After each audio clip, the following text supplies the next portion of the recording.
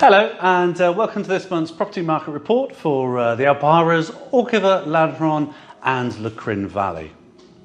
As usual, we'll start with the stats and the figures from the locations in the area, and then we'll look at some more detail behind the markets in those locations over the last month. And after that, we can look at some of the topical things that are in the property news in the local area over the month of April, as we talk about that now in May. Firstly, in Orgiva, there were 96 properties available for sale last month, with an average asking price of just over €230,000, which equates to around just under €1,400 per square metre. In Lanjaron, there were 86 properties for sale, with an average asking price of just under €140,000, or €1,868 per square metre. Moving over to the valley, we'll look this month at Pinos de Valle, where there were 17 properties available for sale, with an average asking price just slightly in excess of €190,000, or around just over €1,000 per square metre. Well, what's happening in these markets in general?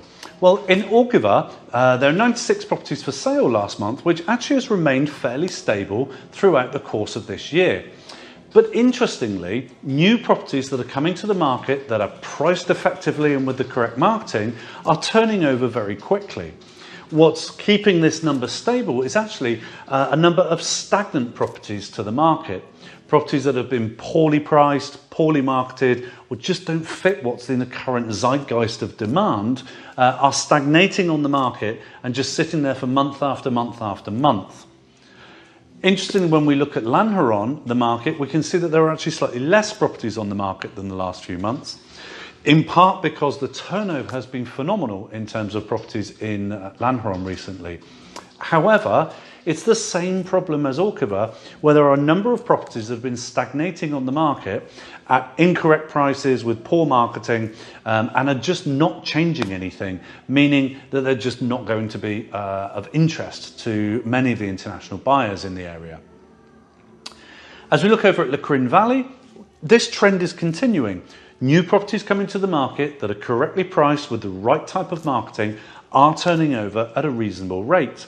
But the stagnant properties, and there's a big pool of them again, where they're incorrectly priced, poor quality marketing, these are just sitting around on the market and not moving.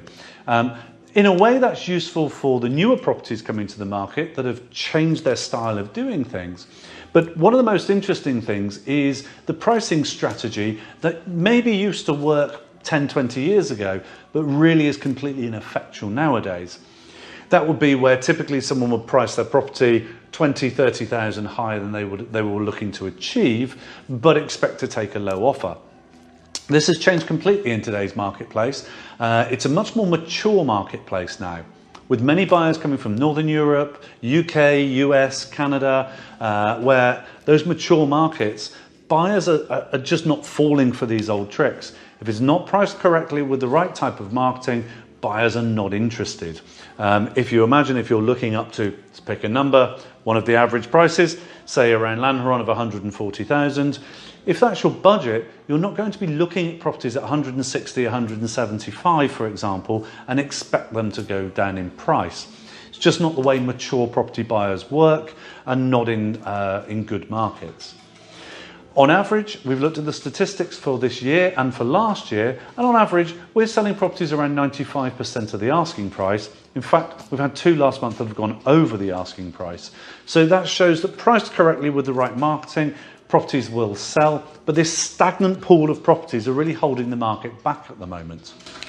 In other property news, the announcement of a cap on rental prices has sent shocks through the landlord world. On the face of it, this might look very good for tenants in the short term, but what are the long-term effects of this? Well, rental prices have been capped at 2% this year, initially to the end of June. However, it's highly anticipated that this measure will remain in force indefinitely. Currently, the CPI, the rate of inflation, stands around 7% as we record this, but it's highly anticipated that will rise to around 10% in the very near future. Initially, for tenants, that looks like a great saving, and the cost of living will be hugely impacted for them. However, in the longer term, landlords having to still deal with the expenses and the rates of inflation that are affecting those may start to withdraw from the market. We have some anecdotal evidence, and I've had several conversations with a number of landlords in the area recently who've expressed their concern about rental caps becoming a common trend, and if that was the case, they would sell their properties and withdraw from the rental market. Looking at markets where these sort of things and restrictions on landlords have had a big impact over the last few years, the UK is a particular example where the private rented sector has shrunken quite massively, around 20% over the last few years. What that's meant is, with a massive shortage of rental properties in the private rented sector, rental prices have gone through the roof. So potentially the short-term saving for tenants could actually become a long-term burden as landlords leave the market. What do you think? Do you think rent price caps are a good thing, or will they distort the market in the longer term? Let me know in the comments below, and don't forget to like and subscribe to our channel as well. Driving licenses have hit the news and particularly the social media groups with a storm over the last month. After many delays, finally on the 1st of May, if you have been a resident for more than 6 months from outside the EU and have not changed your driving licence, you will no longer be able to drive. You'll be driving illegally if you do, and there are severe consequences if you get caught, in particular the fact that you wouldn't be insured. Now, there's been a number of years where pre-Brexit, people were able to exchange driving licences if you were coming from the UK, but the rules are now perfectly in line with everybody else, which means that you would have to resit a driving test in Spain. What do you think? Think about your driving. Do you think you're safe and able to drive and pass a test to show that you are able to drive at a minimum standard? I think most of us should be capable of doing that, so it shouldn't be too much of a problem. It can also be done in English as well, so that should resolve any issues for those who haven't yet learnt the language. However, there's going to be a large number of people who are not going to do that, and I don't know, let me know in the comments below.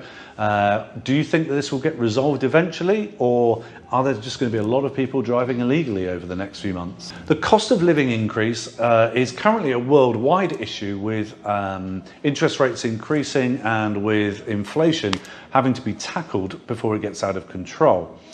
But what this has led to is a significantly increased number of inquiries from Northern Europe. Having come off the back of winter, where people see massively rising energy costs, the idea of moving to southern Spain, where energy costs are, well, the price of energy is comparable, but the requirement to use it can be significantly less. And of course, solar is extremely effective here. It's driving a lot of people to make a decision much earlier than they had done in the past. And with property markets having done what they have over the last few years, prices are pretty much at a record high in most of the Western world at the moment.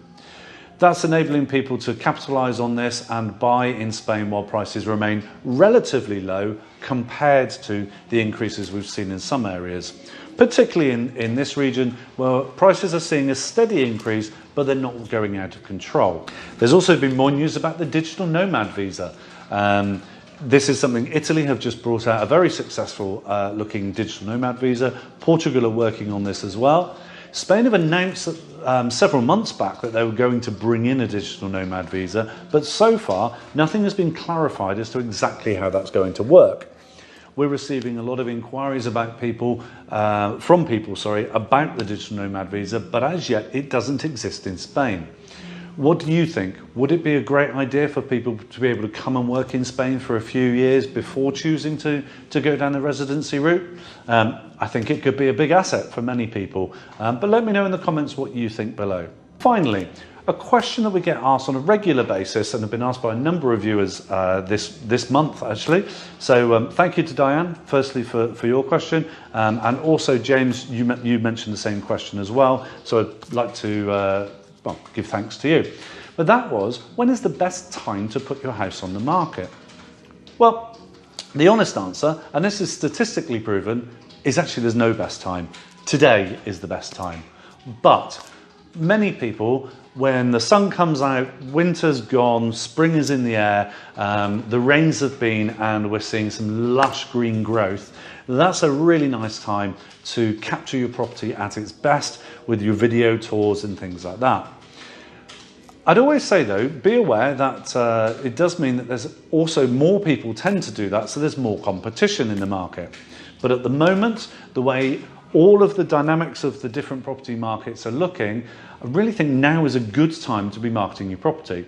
So if you are thinking of moving this year, I'd recommend getting in touch to see if your particular type of property is worth waiting a little while, or actually if now is the right time. So thank you for the questions. I'm more than happy to answer any questions that you might have. So don't forget to like and subscribe. Thank you for watching. And of course, if you have any other questions or topics you would like us to cover, don't hesitate to get in touch. Thanks for watching. I'm Matthew Wood. Bye for now.